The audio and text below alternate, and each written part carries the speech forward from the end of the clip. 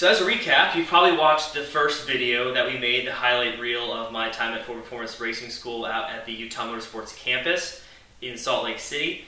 I wanted to give a little more in depth about my time there.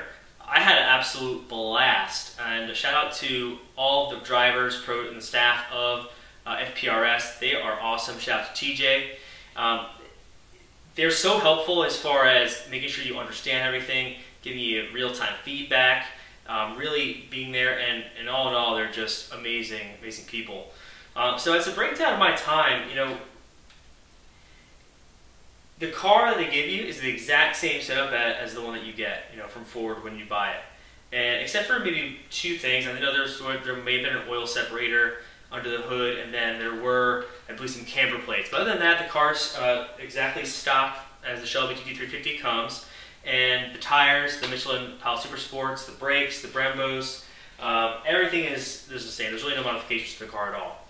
And so it's meant to help you as an owner, really understand the limits of your vehicle, the different modes and functions, how it performs, and different sorts of, wet and dry, and different types of applications on the track and the road.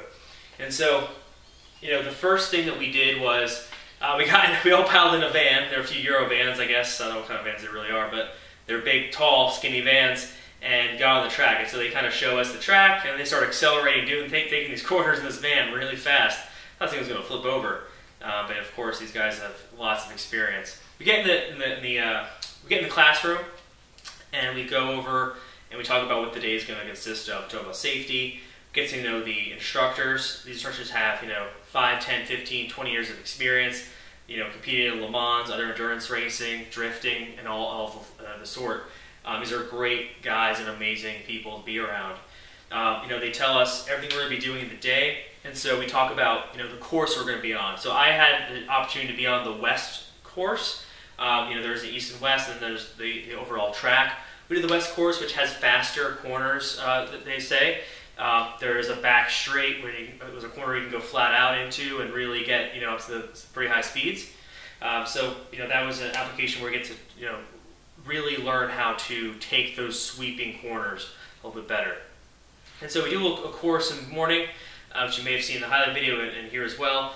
And then we get on and start doing different aspects of our day at the course. And so we got acquainted with our vehicle. It's pretty cool. Each one of us got our own. There's 18 of them at the school. There are 15 people with me in my course that day.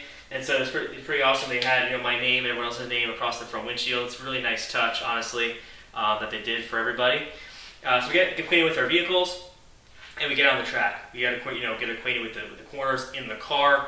Not super high speeds, just kind of going around the track a bit, and then we separate into our groups, and then we each all do different activities. And so the first activity that I did was, it's kind of an autocross setup, slaloms, a tight slalom into a tight corner, an opening corner, a widening radius, and then into a little bit wider of a slalom into a constant radius corner, and then we did that a few times.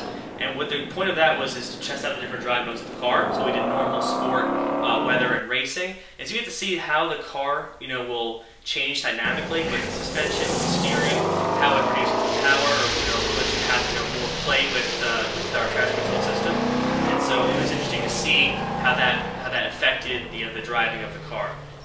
So we did that first, and then I went over, and the next thing I did was the high-speed braking test. So high-speed braking, most people will use, out of the scale from 1 to 10, 4 or 5, when they're braking semi-hard. But these brakes are amazing setup. The rep of it takes a little bit to heat them up. Once they're heated, they perform really well. And they wanted us to brake at the 10 just before ABS, really. So we tested out where the ABS was, and then we tried to get just a hair below the ABS, coming on to maximize the braking efficiencies. And so that was interesting and really fun. And then we tied in heel toe downshifting into that exercise. Now heel toe, I've been practicing it because I do race a bit, and it's a little bit tough to do it just day-to-day driving. You really have to do it on the track because when you're braking hard, it's way easier. You're going to do that. It's because you're really planting your foot hard into the brake, and you're able to get that heel over, and you have way more leverage your toes so much further forward and so planted to really, put the gas. And so it was, to my surprise, way smoother than it was just doing it out and about when I was driving around. So that was awesome. I did apply that on the track as well. And then the next thing we do is the skid car, which the skid car is awesome, but so weird. So it's just like a Ford Taurus, really, which has 4 wheels attached to it hydraulically that kind of stick out on the sides, and they can turn whichever way the car is moving. And so the instructor in the passenger seat has a keypad, and he'll punch in different codes to make to apply pressure on those wheels. And when that happens, the wheel pressure on the car gets reduced. And so when that happens, you are now lightening the pressure, which is simulating, when we're driving in that car 20 to 40 miles an hour, it's simulating speeds of 100 to 120 miles an hour or such, because it is reducing the friction on those tires. And so you're sliding all over the place, not expecting it. It's like you're on ice. People from the north may have been more familiar with it. It was interesting to me because I've been in a skid pad before, where it wasn't like you were going 20 miles an hour, you were going at full speed. But it's really cool because you can simulate yourself going into a corner at 100 miles an hour without actually killing yourself if you mess up. And so it's a good way to practice. You'll see a little bit of video here as well.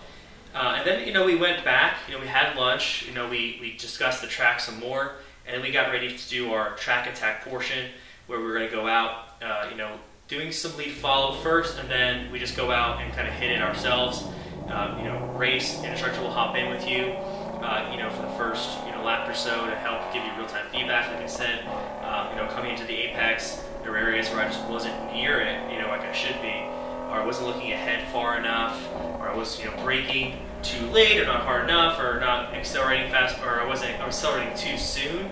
I wasn't really tracking out, and it was kind of so there's some things that I need to work on, which was great to have that feedback, and I really hope that I can apply it next time I go to the track. And so after that, we do our track, our laps, which was great. Then we moved on to the last portion of the day, which was the hot lap with the instructor. And so this is where you really understand how much there is to improve when you race a car. How much there is to improve when you race a car.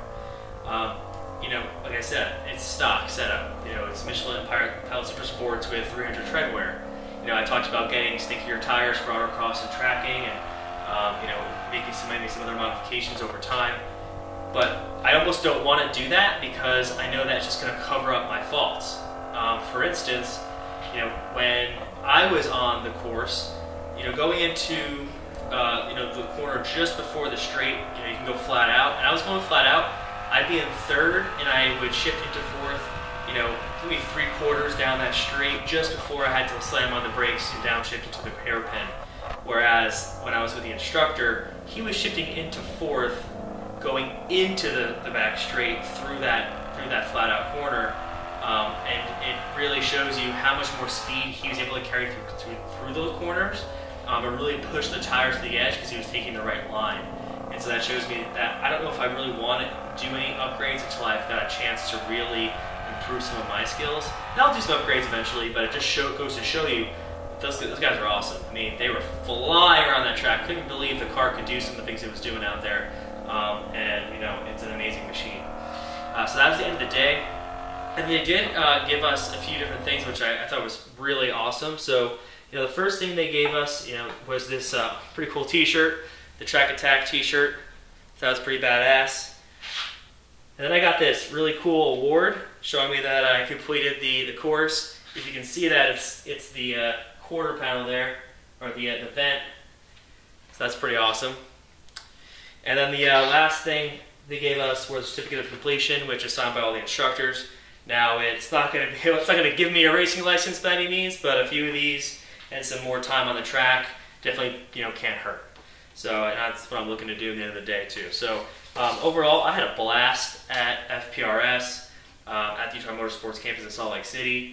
Again, make sure to check them out. Check out the courses they're doing. They have all sorts of things going on there. They have the Mustang Boss 302s you can drive. They're really decked out race cars. They do have the GT350 Track Attack if you do it in the car. They have an ST Octane Academy. They're going to do the Focus RS course, and then they have all the school GT cars that they practice to do. That's the actual school. And there's a bunch of other facilities there as well. A bunch of other organizations utilize that campus. It's a great facility. There's been some flux in what's been going on over there with ownership and things of that nature. So I really hope that they're able to maintain what they're doing, because it's badass. Definitely check them out. Make sure to subscribe to us. We appreciate you following us.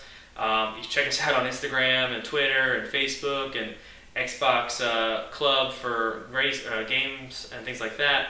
And again, thanks for watching.